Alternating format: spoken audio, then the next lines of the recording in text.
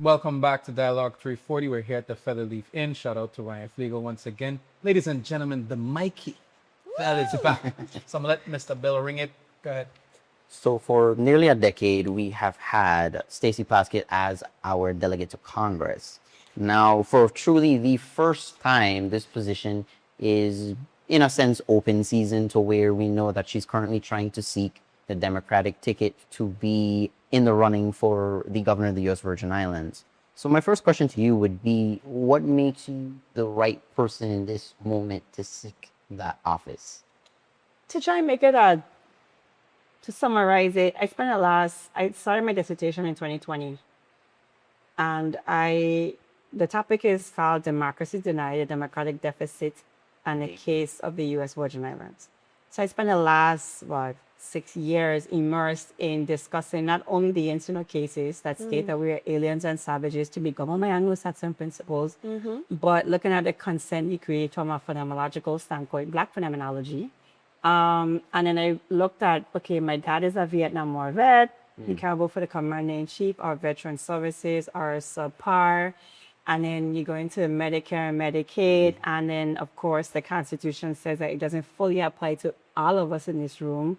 And basically that Congress has plenary power over the territories. And then you look at the case of Guam and Puerto Rico, and American Samoa and the Marianas Islands. So being fully immersed in matters of the territory and a federal relationship, I realized that, okay, we have a problem. And we don't really talk about this, like the Organic Act, right? I crafted legislation to convene a 6th Constitutional Convention. A lot of hope something comes from that. But even in trying to amend the composition of the Board of Education, right, you can't do that because it's enshrined in the Organic Act. So, and then the pandemic hit, and we couldn't even vote remotely because the Organic Act says that we have to meet physically in the capital, which is St. Thomas. So all these things I end up like immersing myself in, I started to ask the question, the Pledge of Allegiance, does liberty and justice for all apply to me? And when I realized that, I'm like, okay, well, so I had all this lived experience as a Virgin Islander, then my work experience in the Senate, where I had to travel to DC after the hurricanes, when I went door to door. That 32nd legislature, along with Governor Marpy, were really responsible for securing all the federal dollars that you see now, right? Having to explain all these issues, MAP Cliff and SNAP benefits, and the Stafford Act has to be amended because they want it to repeal as is, not in a more resilient fashion. And I'm like, okay, we really are a colonial state. So what best positions me is my lived experience, my work experiences, my theoretical knowledge, and my cultural competency. I feel like I am the only candidate that checks all the boxes. So talk about that void that necessarily the delegate to Congress, if you're elected, that need to be filled. So even thinking about that void, how will you balance maintaining that federal relationships that we're trying to build in a Trump administration, but at the same time, how will you also build your own vision and leadership in Congress, a vastly divided Congress? Congress is stuck in partisan gridlock, but I've never played party politics ever. So I plan to actually go to Congress, right? And from my lips to God's ears. So go to Congress and actually work closely with the Congressional Black Caucus. And things like education is a big deal. The Congressional Black Caucus is in an uproar with the recent Supreme Court rulings, the redistricting, genre lines, and of course, getting over the Voting Rights Act of 1965. My passion would be, at least you could debate that. We don't even have the right to vote, right? So bring that back home, have those conversations. I also want to activate the diaspora. We have a lot of Virgin Islanders living abroad in Atlanta, in our hubs, Texas, Florida, New York, the DMV area. I really want to activate that group and listen, let's, I don't know how I'm going to do it. My team could have a planner. If you want me to plan, you would never have an event. But my vision is to reactivate the diaspora in Navidad and actually keep the conversations open, establish relationships with our undersecretaries, our secretaries, the Hump and Insular Affairs. I can't fathom why America has 5 territories. we sit under the Department of Interior, Office of the Internal Affairs, and we can't get the Secretary of Interior or Internal Affairs to at least visit, do a file later every year to see what's up with America's possessions, you know? So there are things that we have more relationships to forge as beyond politics. And then the role of the Congress, the role of the delegate to Congress is not defined. People don't know that. Really? Right? It isn't defined. There's no set of laws. So all it does is in a public law, it allows for the Virgin Islands to have a delegate to Congress because for 50 plus years, Puerto Rico had a resident commissioner. So our name for what they would have is delegate to Congress, and all it says in the code, the VI code, is that they would act as a lobbyist and federal matters. I would like to provide some facts for our audience. me. So we just spoke about it. We have to be proud because we've had 40 years of Black women leadership as our Delegate Congress representatives. And then also historically, we've had Ron DeLugo, who leveraged interior and insular affairs a lot. We had Donna Christensen, who worked with the energy and commerce a lot. And Stacey Plaskett, of course, knows ways and means, which has a lot of weight. Yes. So, and agriculture as well. So are these all spaces or other committees that you would like to be in position to? Me or everybody. That's me being ambitious. We gotta take it. Right, yeah. Right, but I can't, walk the halls of Congress, knock on some doors for the relationship in the diaspora with the federal, our federal counterparts, and specifically with our local government. We really don't have much. We could talk about it because it's a podcast, right? But there isn't. Sometimes we don't have a good relationship between the Congress forcing and the present administration. There have been public playouts of, issues and. Well, we don't like vagueness. So those are issues. You feel comfortable enough to say what the issue is? Yeah, I mean, Okay. It will be ego. At the Okay, end of the day. all right, okay. Really and truly, who argue or who Get the money. for the plan, Yeah. right? Who will be arguing for the fact that you come to DC, but you didn't let me come in my town, right? And there's this back and forth thing. Like Governor Map, and Stacey had some back and forth with the Bloomberg matter.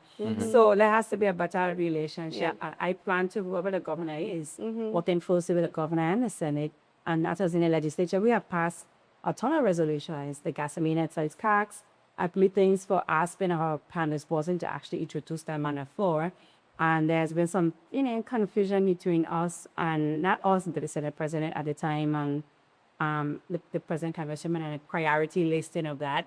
So for me, I would say what boiled down to me to anti-efficient relationships, establishing those relationships. So speaking about relationships, I want to touch on two. You weren't a Democrat, but you are now.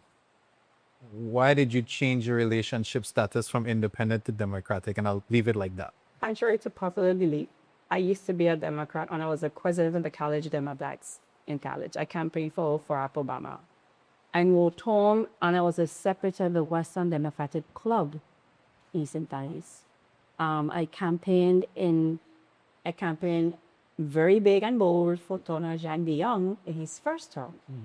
And I voted in the primaries for Jan Young in term 1. He's a term 2, term 1. Very technical. Yes. Yes. And then I got to a place when I would go to these meetings and I realized that a lot of their philosophies and the things that we were doing, even though they were saying, were really very MAGA-ish in nature. And I realized that the local Democratic Party at the time, their values didn't align. I'm a Democrat through and through. So one day I got a little annoyed when I decided to run for Senate and started forward movement team.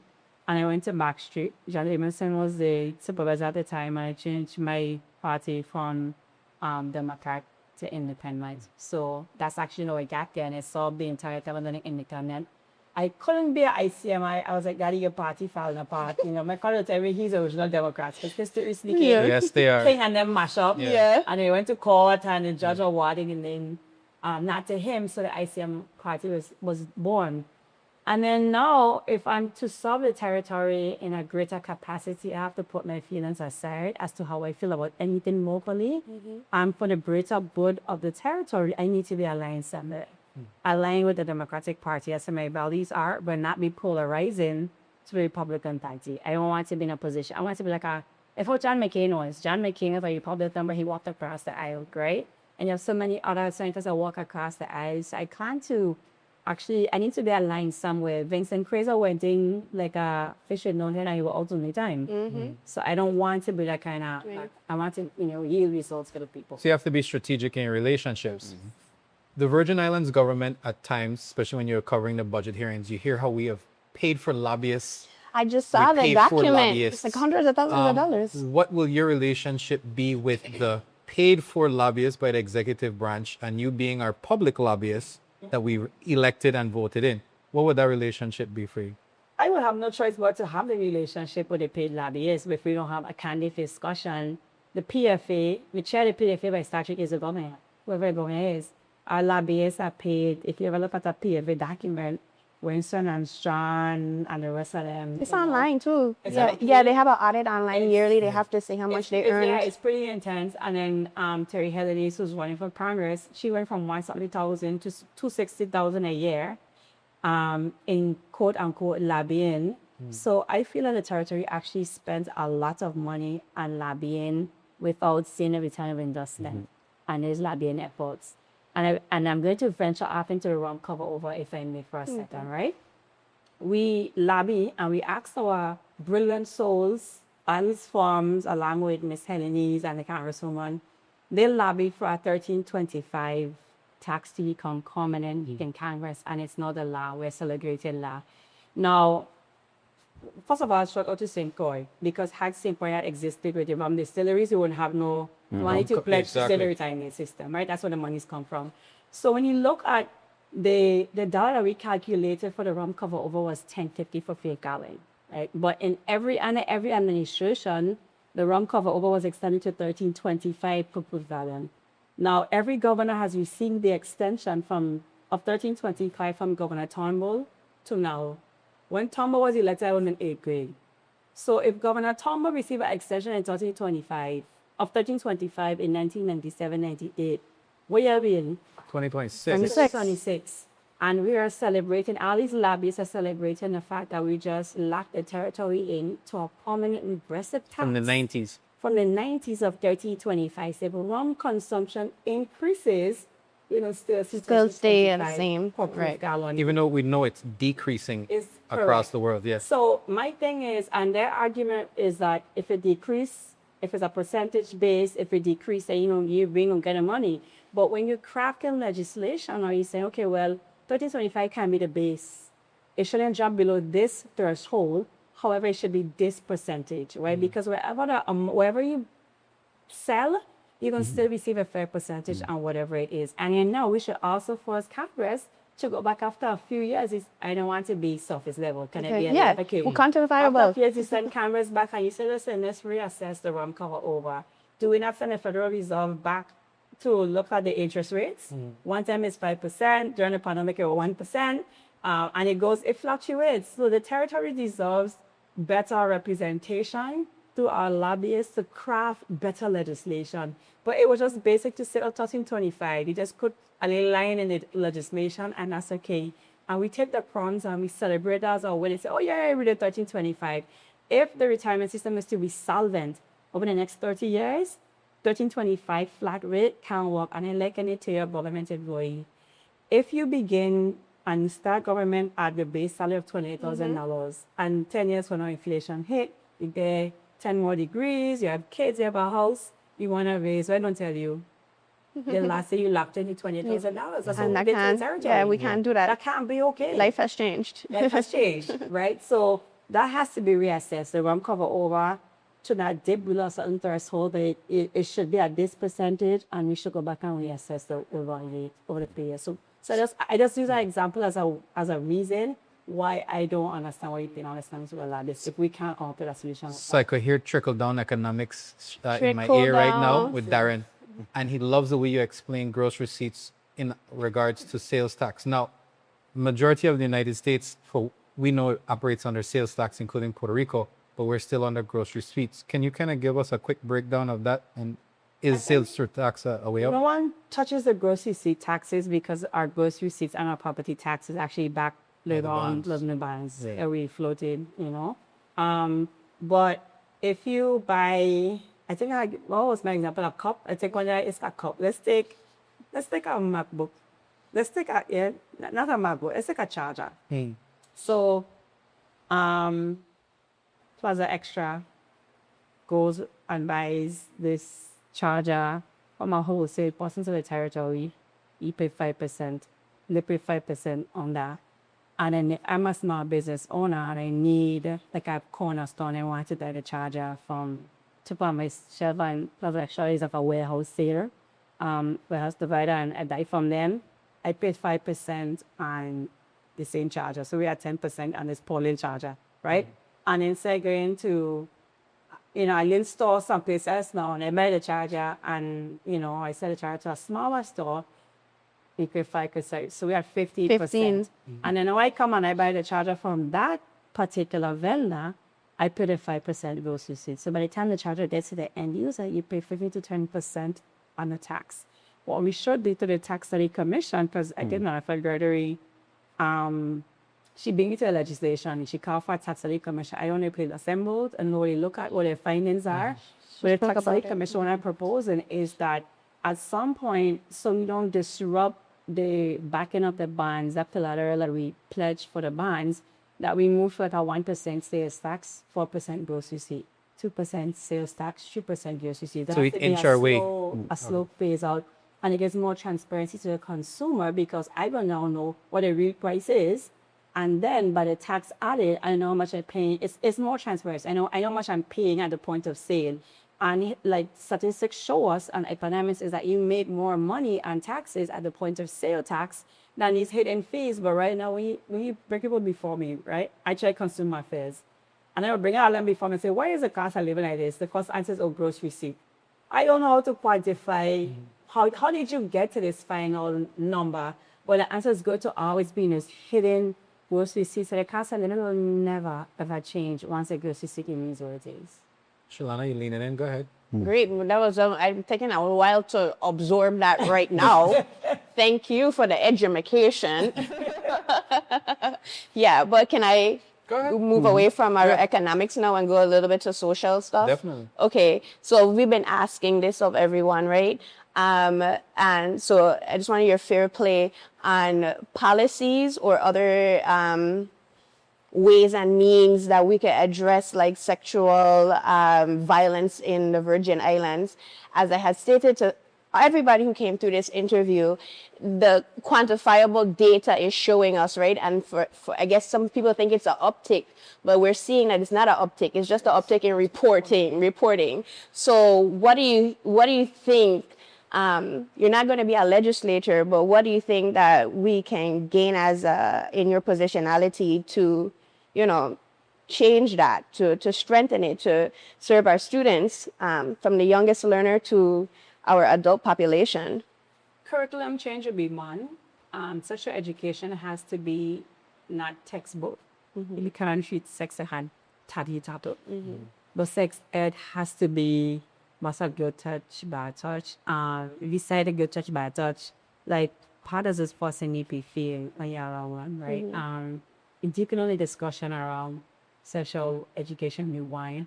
Two, the way that there's a level of toxic masculinity that we have. Oh, I'm so glad you spoke about this. In the Caribbean, right? It's like we train our men to like do these quote-unquote masculine men that we're actually like creating toxic men in the cycle, in the process. Three would be mothers. Mothers are very guilty.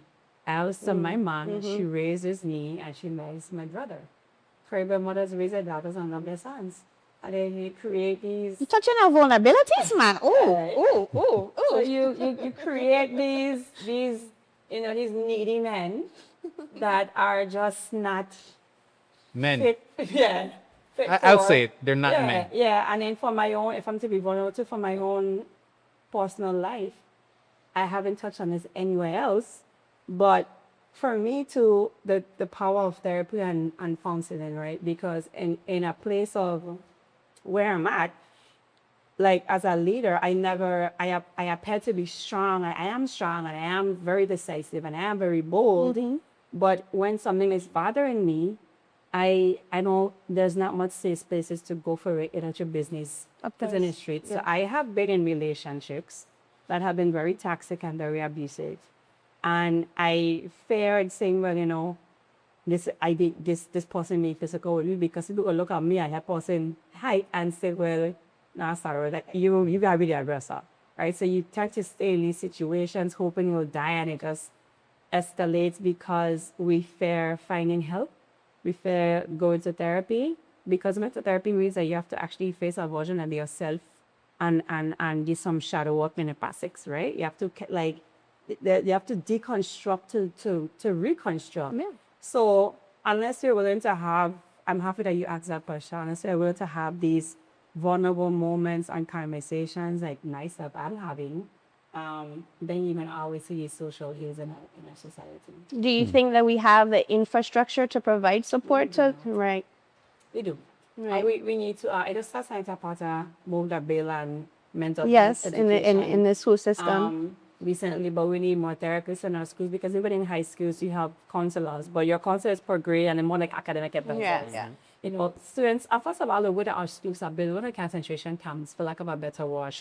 So when you, even our housing communities, when you treat people like animals, how are they going to behave? If even in cages and the way that the classrooms look, we need spaces where there's more social, emotional learning. I'm having a bad day. Where can I go? In the better when the lights are dim, or I'm gonna being bad. Let me catch myself. Instead, when this child is misbehaving, before I ask you why you misbehaving, you rule. Why are you?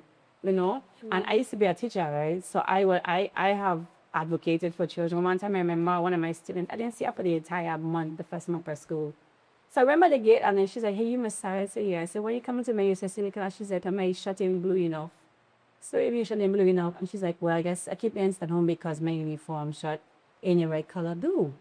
So I said, well, tell me your story. I said, like, bro, my mother died from cancer 5 years ago with my grandmother. When my grandmother, I take shovels and she remembered and I said, after tomorrow, maybe down Main Street, I'm going to buy you 5 shots. Do you want to ask for? I buy some shots. I went for some, maybe some Tommy Hilfiger shots. I add 2 in a pile, never miss a day of school. But what we have to start asking the question, the why. And that's also, so beside it, not having the resources, we have to show a level of care to try out the goal. And so people enjoy it. So, looking at the Virgin Islands like a problem child that needs help, are there any unconventional resources or relationships you might be trying to seek or to build at the national level? I'll try and bring it home.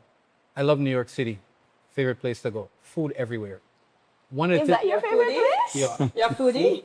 Fat kids. Okay. So I was in New York the other day, and I saw some NYPD cars drive by, but they were mental health NYPD cars. Oh, They're specific. specific for mental health.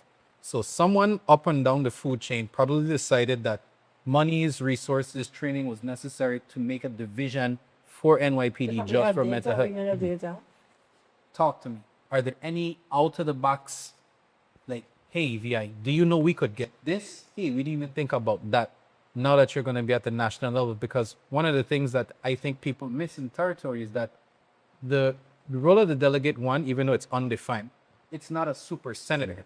You have a very specific and finite amount of time and resources and connections, but within that, you can draw down a lot.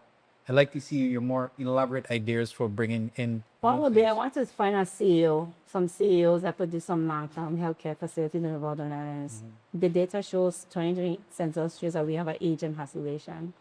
So we need more long-term facilities, whether it's assisted living or you could live on your own, independent living, because people should die with dignity in their home and not in theirs. Whether they have Alzheimer's or cancer, dementia, whatever, any number of last illnesses. I know that in my capacity, I want to work closely with the EDA and the Senate to amend the EDA laws.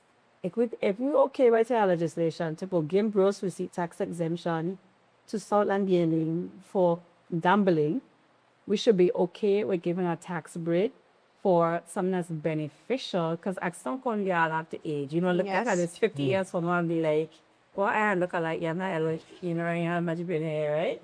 Right? So I really want to, on that level, that's near and there for me. to work on that. Two would be even when the court system, probably a major flaw in our economy is our probate cases. Half of our historic district is tied in probate, and probate cases take up a lot. I want to find the data and use the data space on a federal level. How can I leverage the Department of Justice for us to fund more probate courts, more mental health courts? Look at other jurisdictions who have different types in court. We are one for just a superior court and a family division. Yes. We're family and criminal and civil. And we stop there and all the juveniles, right? But there's no mental health court. We don't have a unit designed solely for probate. And these are really big things that we're seeing. And another I could talk all day, but another I like that you touched on that one because we've been hearing lately the backlog to the point where judges are like, we can't even go through it. It's crazy. And then, of course, unconventional to be a remote work policy. It's not a lot of money at overhead. You have a lot of talented project managers that are living away and for the work. If you want to save the system, the Kitaka motor ratio GRS has to, at the time, was 4:1. So the system was sustainable when it was 1:1. Yeah. Right? Very often, Built with 1 to half. 1 to half. Very enough. Well, none that's living abroad. That they could log on if they're working in IRB or OMB or any other division. They could log on from the computer. The federal government have a whole adult work policy. We don't have to reinvent the way. So if we could, and from Vesh, I could talk to the federal government and say, hey, what's your policy? What does this look like? So to get more Virgin Islanders to work actually for the Virgin Islands, but they don't have to do physically living in a territory, which also help, of course, with how do we retain our taxes and our GRS. But other point I want to make is you said federally, or you want to be a Caribbean, live in a Caribbean basin. I want to establish a relationship with the Caribbean. Oh, yeah. We never, ever. We stepped you in at the table. We have like an unofficial ambassador, right? Yeah. We could sit- Dr. Chen. Right? Because America deems us not American enough as second-class citizens, and the Caribbean don't even look Well, at what us did your as part of T-shirt them. say? What did your T-shirt say? I used to wear that T-shirt all the time. African by DNA, American by purchase. I love that ladies shirt. by rule. So that have a puppy for you back in the day, you know what? But in the Caribbean basin, we can leverage our resources. When you look at the Caribbean, they're a ring of fire. Dominica have, I think, about 9 volcanoes. Nevis has a volcano. St. Kitts has a volcano. Martinique has a volcano. Montserrat have a volcano. St. Vincent have one. Kickham Journey in the water, ever so often. Sava has a volcano. Statia has a volcano.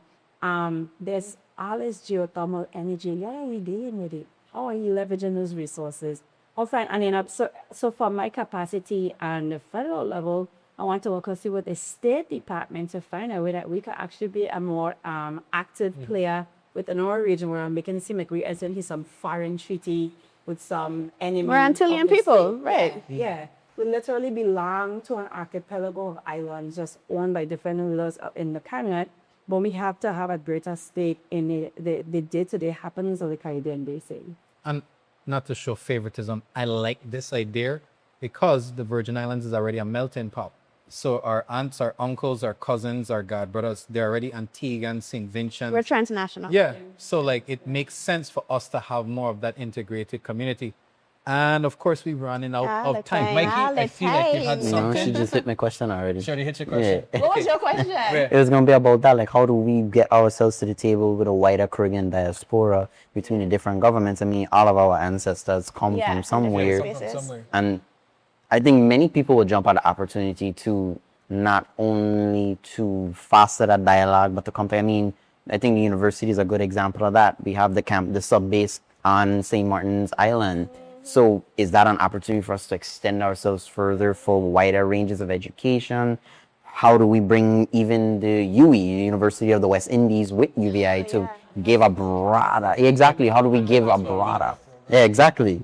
So again, I think that's a really great idea to bring us together. And I even think with the Delegate to Congress, a larger portion, I think, also needs to be spent on classifying and maybe figuring out how do we best move forward with our identity? Because I like how you touched on something that even Lieutenant Governor Roach touched at commencement on Friday, which was, remember this, that, you know, status means a lot. So I think the next Delegate to Congress has to maybe think largely on what will that relationship look like in the next 20 to 25 years. And then actually, one of the rules that I would have just at the back is that this election we should be voting on a constitution. But we don't even know how any of it looks. They haven't been Yeah. And really then no, they kicked that to 27. right. Yeah, we don't have an idea. I'll have to shepherd the Constitution through Congress. Yes. I understand that my background is poli-sci civics. So I plan to do a massive educational campaigns, and the layman could understand Yes. this is what the Constitution does. And I think in that document, we should be able to address all the issues of the caution, status. But at least we need something that's our own up and be amended by us. So I agree with you. I really like that. I think our media shouldn't be used as like propaganda tools. It should be definitely a space to be education and awareness. Yeah. Hope you speak it to me. Not feedback in the media. No, when I see the media too, I feel like I respect the support what you're government. And any news person could tell you to answer the calls. Even if I don't agree, like, but I also have to be honest about the yellow journalists and especially American War of 1898. When they had somebody USS named Glock in the harbor of Cuba, and we get a whole story before we were at Wild State, and we have fire Puerto the Philippines and the rest of them. But yellow journalism is also dividing the territory as well. Some of the see things like I just see reports and I'd be like, that report is inaccurate, but people, we don't read sometimes the headlines are misleading. Some of them, the press has a responsibility to write.